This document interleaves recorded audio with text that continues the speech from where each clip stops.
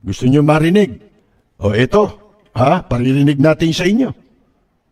Kung sa darating na panahon ay merong tatagbong kapangalan ko, abay hindi ko anak yan.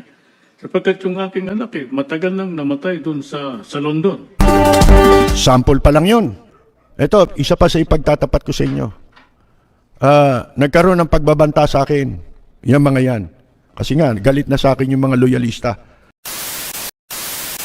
Okay, hi guys! Welcome back ulit sa aking YouTube channel, Nats M Vlog. So, ito na nga po guys, no, itong si Percy Lapid ay may isiniwalat pala siya sa kanyang YouTube channel bago po siya nagurgur. Sa katunayan, ipinarinig po niya itong voice tape na ito sa kanyang YouTube channel patungkol po kung paano tayo binudol daw di umano ng mga Marcos simula pa noon. So ito guys, para maintindihan po natin, panoorin po natin ang video from the start to last, okay? Tapusin po natin ang video para maintindihan po natin kung ano po yung hinanaing niya or isiniwalat niya sa publiko para sa taong bayan. Kagabi ay nabanggit natin sa inyo na meron tayong kaibigan, hindi ba matagal ng kaibigan. Ang tatay niya ay kaibigan din ng tatay ko dahil yung tatay ko nagkasama sa radyo. Yung isang istasyon. Ang istasyon nila noon, DCRH. Pareho silang komentarista sa radyo. Ngayon, muli kami nakausap, huli kaming nagkita nito ewan ko kung nung umuwi siya rito, matagal na rin panahon Kung nagkita kami, hindi ko na matandaan yun. Pero ang natatandaan kong nagkita kami ay sa dalawang beses, 1995 sa California. Yung pagbisita ni Ramos doon. Dalawang beses 95 at 97. Dalawang state visit ni Ramos pinalad tayong mapabilang sa media delegation ng pagbisita ron ni Tabaco, mga kaibigan. Doon kami nagkita niyan. Yung una nga ipinag-drive niya pa kami. Yung pangalawa naman sa San Diego, California. Noong araw na magkita kami, galing kami ng New York pagkatapos ay anong tawag dito? Paalis na nung gabing yun yung eroplano ni Ramos. At kami naman babalik pa ng ibang lugar sa California para bumisita sa ilang kamag-anakan. Nagpaiwang kami sandali, mga 1 linggo. Doon sa hotel, na aalis na si Tabaco Ramos. Ang daming tao sa hotel sa lobby kami. May mga kasama kaming mga matatandang journalist. Siya nga, kilala siya lahat dito ng mga journalist nung siya'y nandito pa sa Pilipinas. Lahat yan, sabihin ko sa inyo. Halos lahat ng mga veteranong newsmen, kilala siya Ngayon, kaibigan ko rin to. At kaibigan din siya ng tatay ko. Nung araw yan, dito sa Maynila, ang trabaho niya mag-perform. Bukod sa meron siyang trabaho sa isang opisina, ay mas kilala siya bilang performer. Alam nyo, ang trabaho niya yung mag-impersonate. Yan, mula sa tatay niya, katulad din ng tatay ko, siya nga nagsabi, yung tatay mo, tsaka yung tatay ko, mga ano yan mga talagang diehard supporter ni Marcos yan di ba? Taga Marcos, mga kaibigan. So ngayon, ang laki ng hinanakit nitong taong ito dahil sa kabila ng kanyang mga ginawang sakripisyo, pagsuporta dyan sa pamilya na yan, nagawa nilang lukohin ito. Ang pangalan niya, si Ronnie Estrada. Pag may kilala kayong matandang, yung kilala na mga newsmen, veterano, tanungin niyo si Ronnie Estrada kung hindi totoo, kung hindi nila kilala. Kilala nila yan. Katunayan, yung mga nagbabakasyon sa Amerika, yung iba dyan, tinatawagan pa siya. Di ba? Kumakanta rin yan ang pangalan niya ay Ronnie Estrada. At hindi lang si Marcos ang presidente na nakakakilala sa kanya. Pakita mo nga yung lumang litrato. Ito'y kuha, 1979. Ayan siya, habang kinakamayan niya si Marcos. Ngayon, ito'y litrato, 1979. Yung nasa tabi niya, nasa gitna nila ni Marcos, tsuhin niya yan, mga kaibigan. Alam niyo ba kung bakit sila nandyan?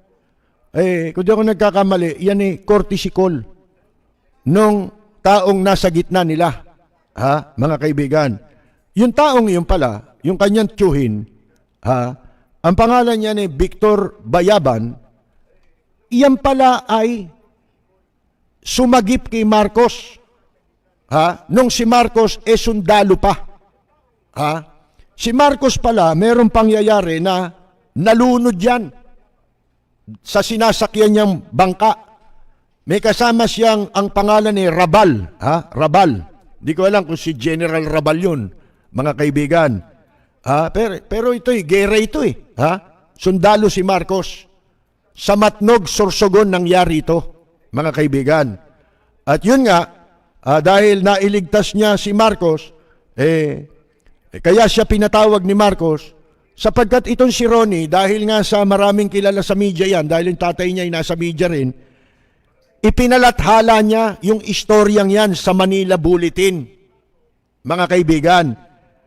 Kaya nabasa ni Marcos yung istorya at naalala niya. Kaya inimbita niya itong tao sa Malacanang. Pero wala naman, ganun lang eh.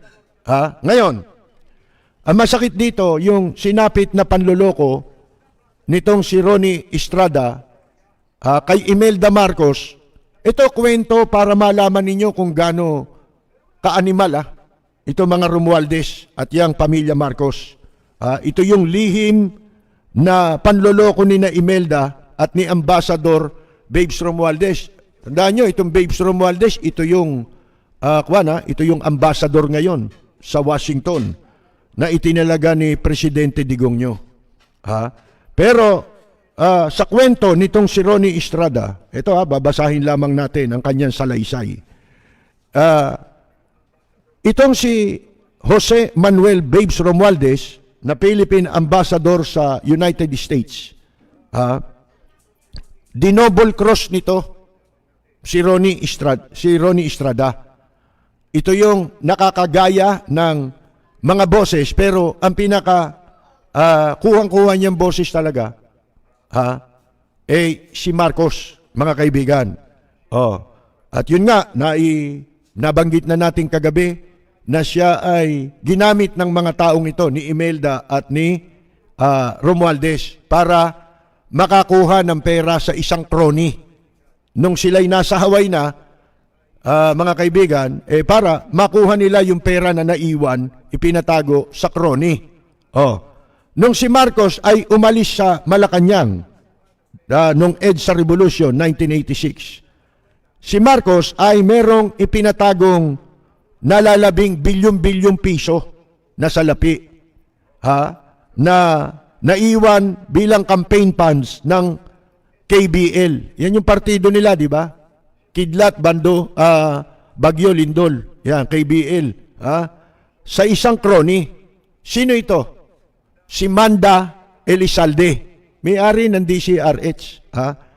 Na ang tinatayang naiwan dito na halaga ng pera ay 50 bilyong piso hanggang 100 bilyong piso. At nung si Marcos ay nasa Hawaii na, mga kaibigan, lahat ng kanilang kilos at yung kanilang mga aktibidad sa loob ng kanilang tinitirahang mansyon, nakamonitor yun hindi ba? Kaya nga nung araw, laging nakasilip doon ito si Buddy Gomez. Mga kaibigan, yung naging press secretary, di ba? Half brother nitong gustong magsip-sip kay Digongyo na federalismo, yung si Bobby Brillante, tsaka yung si Daki wala na Paredes, di ba? Mga kaibigan. Ngayon, nung nasa Hawaii na nga, dahil nakamonitor sila sa FBI, di ba? May mga device na nakakabit, lahat, yung bahay nila, pati telepono, lahat, pati communication lines, papunta sa kanilang mga crony, matutunton. Halimbawa, tatawag, pati yung mga crony, lahat, nakabag ang mga telepono niyan. Ngayon, kaya putol ang kanilang komunikasyon. Siyempre, yung mga crony matatakot, di ba? Kaya pinutol na nila yung pakikipag-ugnayan kay Marcos. Dahil si Marcos ay nagpaplano ng kudeta labang kay Presidente Cory Aquino para patalsikin. At siya ay humihingi ng pera sa mga naiwan niyang crony dito. ang naging problema ni Marcos ay dito kay Manda Elizalde, kung paano nila matatawagan si Manda Elizalde sa Maynila para utusan na i-transfer yung pera at maipamahagi sa mga loyalistang general dito sa Pilipinas. Ngayon, ito nangyari. Sa isang okasyon, dito na pumapasok yung si Ronnie Estrada na nakakagaya ng boses ni Marcos. Sa isang okasyon, maluhong okasyon sa Hawaii, birthday daw ito ni Marcos, kung hindi ito 1987 1988. Isang pagtitipon ng mga loyalistang supporter mula sa iba't ibang estado ng Amerika ang dumalo doon para magbigay ng moral support kay Marcos, di ba? Ganon nakinabang sa kanya mga taong ito. Ngayon, dun sa entertainment portion, may programa Si Ronnie Estrada ay isa sa mga nag-perform. Sa harap ng mga bisita, nandun si Marcos. Alam niyo namang may sakit na si Marcos noon, di ba? Ngayon, dahil yun ng boses ni Marcos ang kanyang nagagaya. Nung siya ay mag-perform, abay, humanga ang lahat. Napahanga ni Ronnie Estrada ang lahat ng tao ron. At nagsigawan daw ng Marcos pa rin dahil nagsasalita siya, boses ni Marcos kaya pati si Marcos napahanga niya. Napasaya niya si Marcos, napabilib niya. At kinongratulate siya ni Marcos. Ang sabi pa sa kanya raw ni Marcos, Mr. Estrada, ang advice sa akin ng aking doktor, huwag akong makikipagkamay kahit kanino. Iwasan kong makipagkamay dahil ako ay madali ng masalina ng impeksyon. Pero kinamayan siya ni Marcos at sinabi raw sa kanya na hindi niya ako makapaniwala na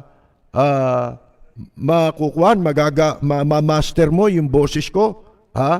At habang nakikinig ako sa iyo, para akong nakikinig sa tape recording ng aking mga talumpati. Mga kaibigan. At doon na, mga kaibigan, itong si Imelda Marcos at itong ambassador ngayon na manluloko na si Jose Manuel Babes Romualdez, nagkaroon ng ideya na pwede nilang magamit ang talent nitong si Ronnie Estrada gamit ang boses ni Marcos upang matawagan nila si Manda Elizalde na magdeposito ng pera sa HKG. Ito tandaan nyo HKG Shanghai Bank. Inchik na inchik ang bangko kasi pag ibang bangko nakamonitor ng ng FBI mga kaibigan. Ngayon, itong si Babes Romualdez, Ambassador Babes Romualdez, tumawag sa sekretary ni Manda Elizalde. Dito sa Maynila, nasa Amerika sila. At nagpakilala itong si Babes Romualdez, conman con artist mga kaibigan Nagpanggap siya na siya ay si Captain Villa, isang aide ni Marcos doon sa Hawaii. At itong pagtawag na ito, naganap ito sa opisina nitong si Babes Romualdez sa Foster City, California. Para hindi sila matunton ng FBI. Ngayon, itong si Babes Romualdez, pinangakuan niya si Ronnie Estrada ng reward. Na bibigyan siya ng $15 million bilang talent fee. Dahil doon sa kanyang boses na gagamitin para magpakilalang siya si Marcos dito kay Manda Elizalde. Pero ang malungkot, kahit 5 duling, hindi po tinupad yung ipinangako sa kanya.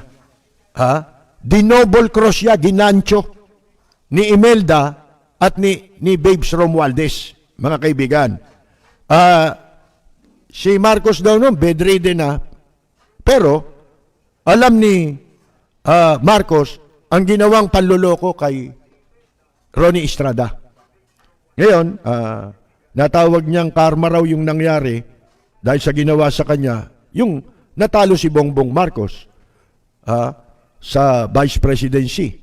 Hindi lang sa vice president.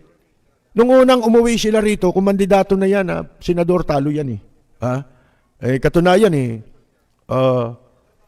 mga panahon na yun eh, nakakausap ko pa si Imelda eh, mga kaibigan eh. Ito ngayong nakarma sila, si Imelda naman, may mga sakit na rin ngayon, di ba? Ilang beses nang nagmuntikanan yan, balita ko eh. Ilang taon pa nakakarana, hindi pa na nagkakaroon ng eleksyon. Mga 2014, nasa lubong ko yung si Ding Diaz dyan sa isang food chain, nakasabay ko, nilapitan pa ako eh. Wala na yata ito doon kay Imelda eh. Sabi niya, hindi ba nabalitaan, sinanayaan niya montik na, dinala raw sa China.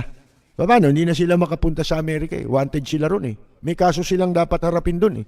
Mga kaibigan eh. Ngayon, itong si Romualdez, nasabi niya, pagkatapos nung ginawa nila,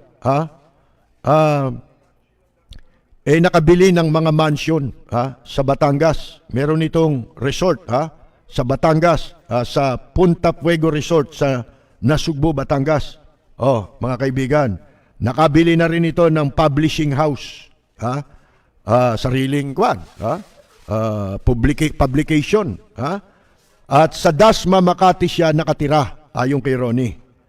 Alam ba ninyo na itong biglang pagyaman nitong si Babes Romualdez na napatira bigla sa Makati, sa Dasmariñas Village sa Makati, ipinagtaka raw ito ng mag-asawang sina Greggy Araneta at Irene.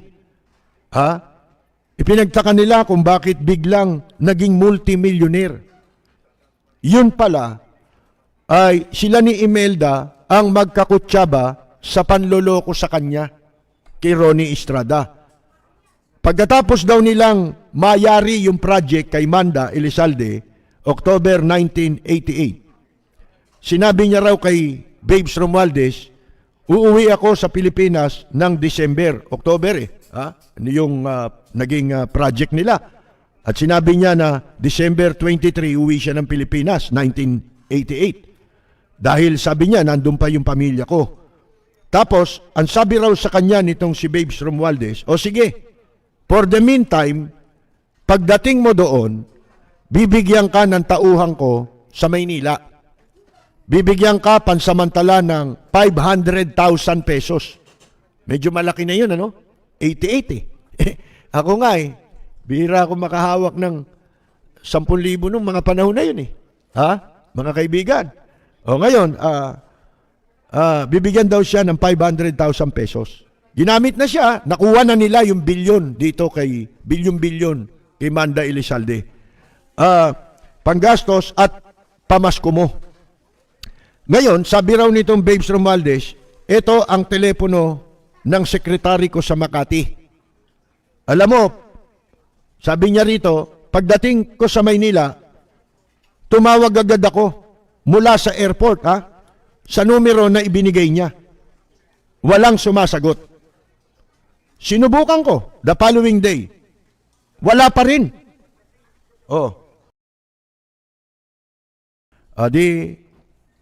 Dumating siya rito sa Maynila. Sa airport pa lang, tumawag na si Ronnie Estrada sa ibinigay na numero nitong si Babes Romualdez na di umano'y numero ng sekretarya niya, pero nung tawagan niya, walang sumasagot, mga kaibigan. Ngayon, nung walang sumasagot, sinubukan niya ulit, sumunod na araw. The next day, mga kaibigan, ay tumawag siya ulit. Pero, wala ring, wala ring sumasagot. Tama ba yun? Teka, sandali, hinahanap ko, nawala ito yung kwento niya, salaysay niya ito Pagkatapos po, mga kaibigan, walang sumasagot. The whole week, tawag siya ng tawag. Buong linggo, tumatawag siya. Wala pa rin. Doon niya na naisip na naswindle na siya, mga kaibigan. Kaya pagbalik niya sa Amerika, noong January 1989. Sa San Francisco pa lang, tinawagan niya lahat ang contact number nitong si Babes Romualdez sa bahay, lahat. Yung bahay dun sa Amerika. Disconnected lahat. Kaya nasabi niya sa sarili niya raw Diyos ko, bakit po ito ginawa nila sa akin? Matapos akong makatulong sa kanila. Pero September 1989, namatay na si Marcos, mga kaibigan. Mga kaibigan, kanina nakita ninyo yung litrato, nakasama yung tsuhin, mga kaibigan. Pero ito daw si Marcos, ayon kay Ronnie, talagang walang utang na loob. Ito yung pamilya. Ang pamilyang Marcos ay walang utang na loob. Natatandaan niya raw, sinabi ni Marcos sa kanilang courtesy call, doon sa kanyang tsuhin, yung kaninang yan, yung nasa litrato, pakita mo ulit. Nung sila'y nag-courtesy call, 1979 naman yan. Ang sabi raw ni Marcos, kung hindi sa taong ito, wala sanang Ferdinand Marcos of the Philippines. Kasi nabasa nga ni Marcos, kaya sila pinatawag, di ba? Nalathala sa dyaryo kung paano siya iniligtas. Ang tawag pala dito si Mang Bitoy. Noong World War II. World War II pala nangyari yun. Sa Matnog, Sorsogon. Ngayon, yung pong voice tape, meron palang naitabing voice tape ni usapan nila nitong si Babes Romualdez at Ronnie Estrada tungkol doon sa ginawa nilang mission na yun para makuha ang pera kay Manda Elizalde na naiwan ni Marcos na estimated mula 50 to 100 billion pesos. Sipin ninyo, napakaraming pera na yon. Kaya ako, di ba, naipagtapat ko sa inyo na nung una, nagbo-broadcast ako dahil doon kami sa DCME. Marcos. Hindi ko alam na ito palang grupo ng mga nagsasalita sa radyo, kaya ang dami nagsulputan nun Parang ngayon, di ba, parang mga troll. Nung araw, nagsulputan niya mga yan, nakasabayan namin sa istasyon ng DCME. Itong mga loyalist na ito, meron pa silang ibang istasyong ginagamit. Yung pala, binabayaran yan. Ginagastusan yan nung mga pinagpadalan siguro ng pera dito. Sipin ninyo yan. Kaya isang araw, nakatanggap ako ng tawag doon kay Lito Gorospe. Ito, naging staff ni Bongbong Marcos ito. Pero namatay na. Nung nasa Senado si Marcos, si Bongbong. Yung Lito Gorospe, kilalang broadcaster yon. At dati ay nag-ho-host yun nung before martial law ng programa sa telebisyon na entertainment show, yung Night Owl Dance Party. Pero nung panahon ni Marcos, nabigyan ng pwesto yan, mataas na pwesto kasi Ilocano si Utilio Gorospe, mga kaibigan. Kinontak ako niyan at nagkita kami sa isang lugar. Binggan ako ng pera. Kung magkano yung amount na ibinabayad ko sa radyo, kasi nagbabayad ng programa ko yung tatay ko nagsisimula tayo, ilang taon pa lang tayo nun sa radyo.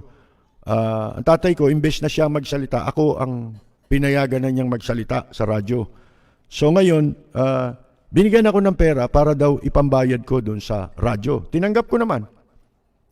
Nung lumaon-laon, nalaman ko na ang laki pala ng kinikita nila kapag ka ikaw ay napabilang sa listahan na binigyan ka ng tulong.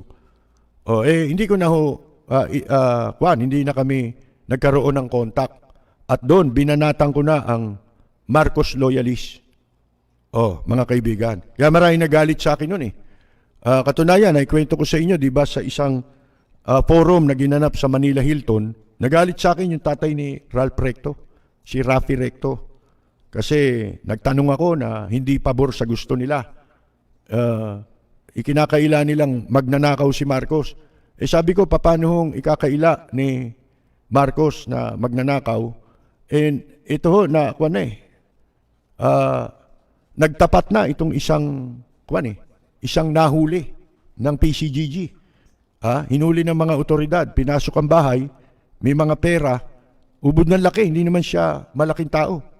Inuutusan lang siya na magdala humingi ng pambili ng gamot, ganon. Pag may kailangan yung nanay ni Marcos, diyan sila nakatira sa Paco. Di ba, may bahay sila diyan, si Doña Josepa. Nahuli mga barel na matataas ang kalibre ng barel. Ito, isa pa sa ipagtatapat ko sa inyo. Nagkaroon ng pagbabanta sa akin, yung mga yan. Alam niyo ang ginawa ko? Nagpunta ako sa Armed Forces of the Philippines sa tanggapan ni General Honesto Isleta na nakaupo noon bilang hepe ng Civil Relations Service. Siya ang commanding general ng CRS. Panahon na ni Mrs. Aquino ito nga. Kasi nga, galit na sa akin yung mga loyalista. Ngayon, inireport ko yan. At ipinagtapat ko sa aking report yung naging recipient ako isang beses ng pondo galing sa loyalist. Kasi po, iyaan ay minomonitor ng gobyerno, di ba? Ilang beses nagkaroon ng kudeta. Saan kinuha ang pera niyan? Di ba? Ginamit nila yung mga sundalo ng mga opisyal. Pinapunta sa kung saan, di ba? Nagkaroon sa Makati, nagkaroon sa Manila Hotel. Yun pala, pinopondohan talaga yan. Gaya nung tumutugma dito sa ipinagtapat na ito ni Ronnie Estrada. Gusto nyo marinig? Mga kaibigan, si Apo Ronnie. Ito, paririnig natin sa inyo. Kung sa darating na panahon ay merong tatagbong kapangalan ko, abay hindi ko anak yan. Sapagkat yung aking anak matagal nang namatay dun sa London.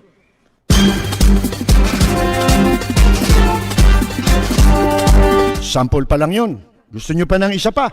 Mga kaibigan, ito pa.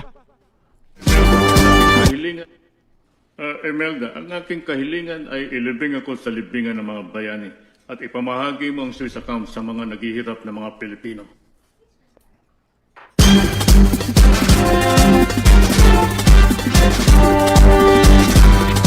Mga kaibigan, ngayon naman, ating iparirinig sa inyo ang pag-uusap. Hindi ko pa ito narinig kasi hindi ako nagbukas niyan na ipinadala sa ating yan. Hindi ako marunong magbukas.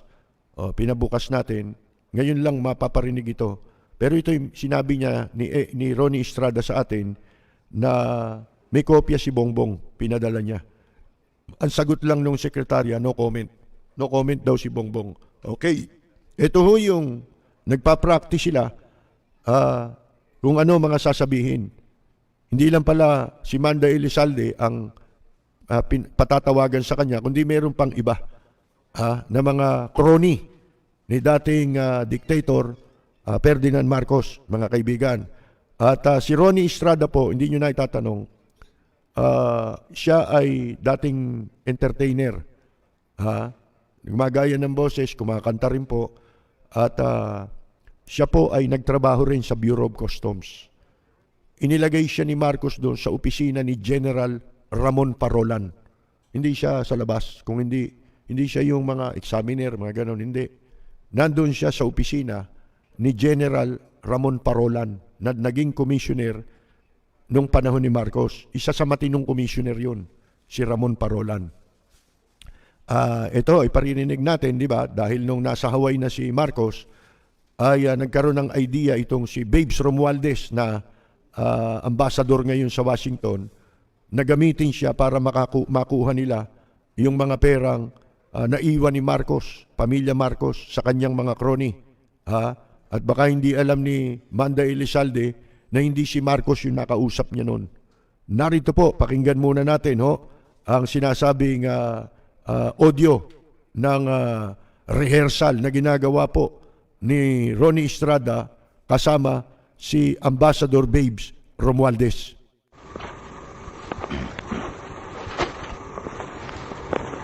Bumalik siya, no?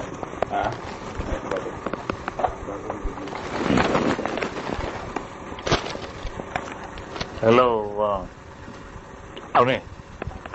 How are you? Ngayon, Tony, very briefly, no, dahil it's difficult for me to go to a safe telephone. Alam mo na, sinusundan tayo dito. Alam mo na, sinusundan tayo dito. But anyway, I managed to sleep out of the house. So, I cannot stay out too long.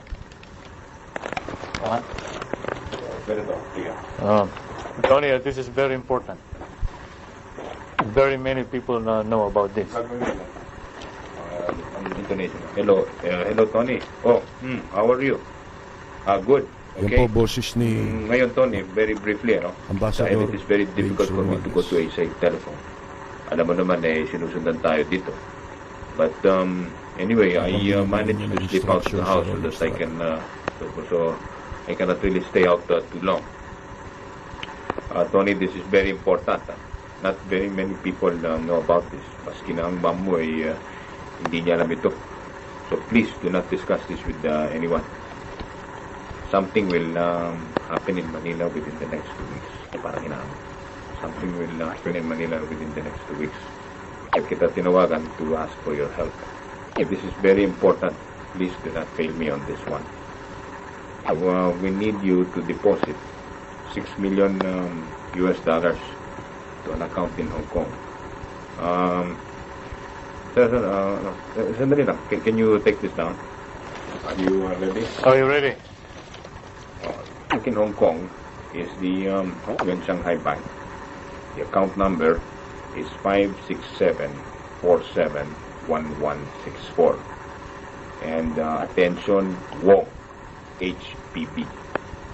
Nakuha mo? Yes, sir. $6 million US dollars sa account number na yan. Dito ba? Yes, sir. Okay. Oh, sige, Tony.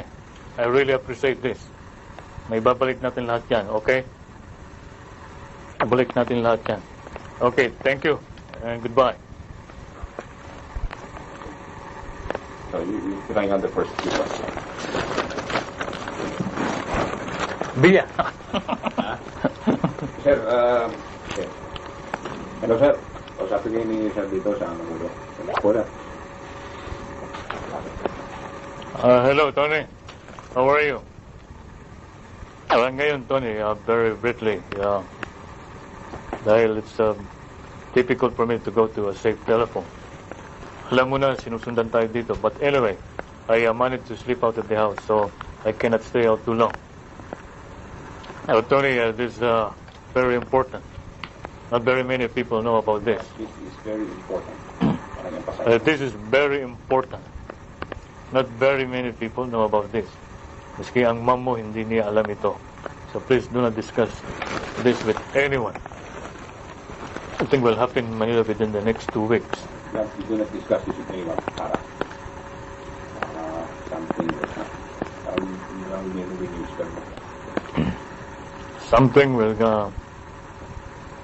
Something will happen in Manila within the next 2 weeks. Kaya kita tinawagan to ask for your help. So it is very important. Please do not fail me on this.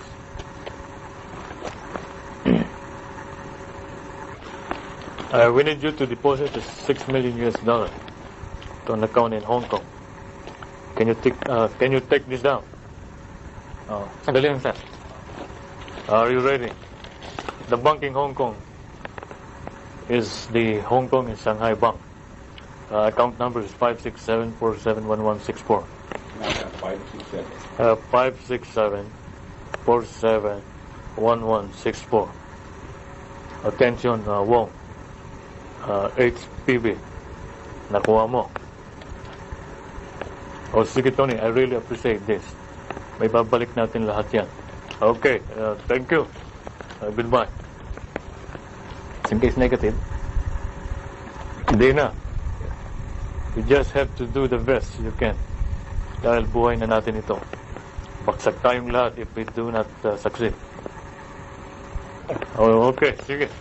So, pag-a-addict ka, so you see kung anong reaction na mag-a-addict ka, okay lang. Hindi, Tony, yung ikabuha ka, it's talking, sir, pero yung mga problema natin niya, huwag na muna.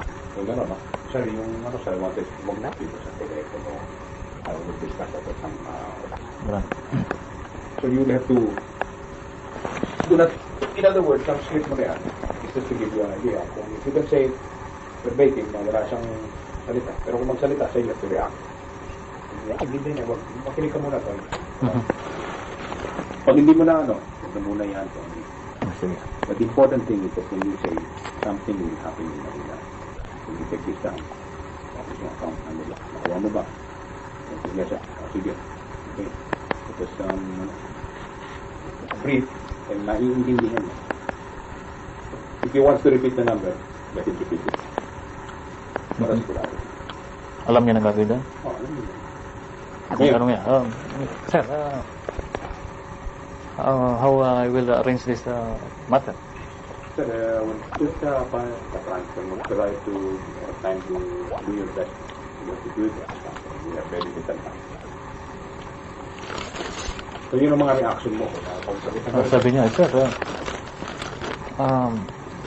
Wala akong ganun na I don't have that. you better try your best on it. About it? Ngayon daw kung hihingi ng tulong siya na kailangan pa. Oh, You have that reimbursed to you. Ano mo? Sir, I have only 3 million. Paunahin mo na muna yan. At pagkatapos yung sunod mo na yun. Ano na mga solusyon.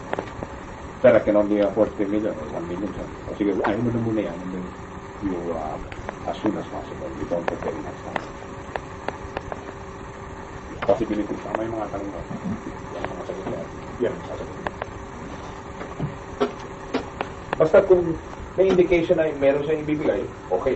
Sige, you do. Unahin mo right away. Because you don't have very much time.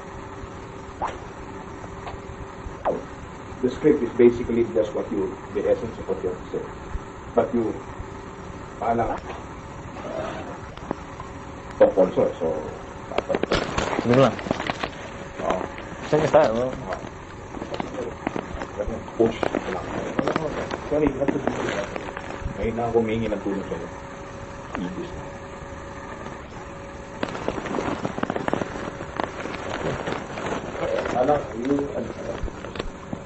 Rehearse it.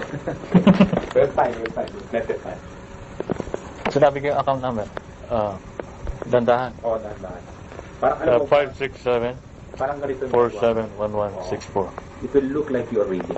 And in fact, you are reading. So parang nagbabasa ka. Ito, Hong Kong Bank, 567 parang you're getting your glasses. Actually, The bank in Hong Kong is the Hong Kong and Shanghai Bank. The account number is 567 47 1164. Attention, Wong, HPB. Aqua mo. parang you're, but you will get it at the same time. Di ba si Tony sumurrender na? Akala ko nagalit siya Kaya dito nga na. tayo gumagano nila yun. Kaya nga gumagano nila siya. Para hindi critical deny yan. Then, hindi ko naman, maganda ang reaction niya. Hindi ka ba? Kasi talaga sa magulo. Ibang minomonitor sila. Kaya hindi pwedeng gawin doon eh. Siya ka na pinag-talk yan. Diba? Ngayon, kung may mga message ko naman. Abig. Nagugulat siya. Nakuha natin po. Sabi mo, sir, how did you get my number? Kaya ako, sabi mo, sir, sabihin ko na ng kepe or sabihin ko kaya ako ganito. Hindi mo lang, isipin ko ito. Mas kinakaman mo nga, hindi maalam niya. So, pinapis ka sa pinay. It's very critical to pinapis ka. Ano lang. Saka talagang delikato kung discuss ito, di ba? Dahil sinasabi na sa kanya, meron na sa akin. But if he talks, says anything, roll here. Sir can say, I never told you. Good reason. Kung sila pinidikto, hindi ba sila pinidikto sa kanila? Tumatak. Yan ang whole, that's the whole plan. That's the reason why we're the ones doing it. So, may blessing siya. Oo, basta nag-deserve lahat. Basta sinabi mo sa kanya, sir, gusto mong gawin natin ito. Ginawa namin kay Manda, hindi sumunod si Manda. Siya nagsabi, subukan nito sa kanya. Di ba si Lucet medyo na-charge doon sa akin. Di ba siya hinaras? Kaya hindi nakaras yun. Pero ulo na. Lumalaro lang. Pero si Tony tutulong yan kung sabi mo. Ang gawa natin dito really is baka sakali makaluso tayo. Make it or not. Try ko, sir. Kung ano hingin natin ito. Ganun lang yan. Yung investment natin. That's your investment, sir.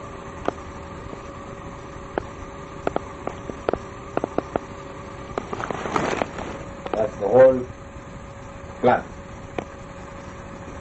Yun na talagang laro naman doon.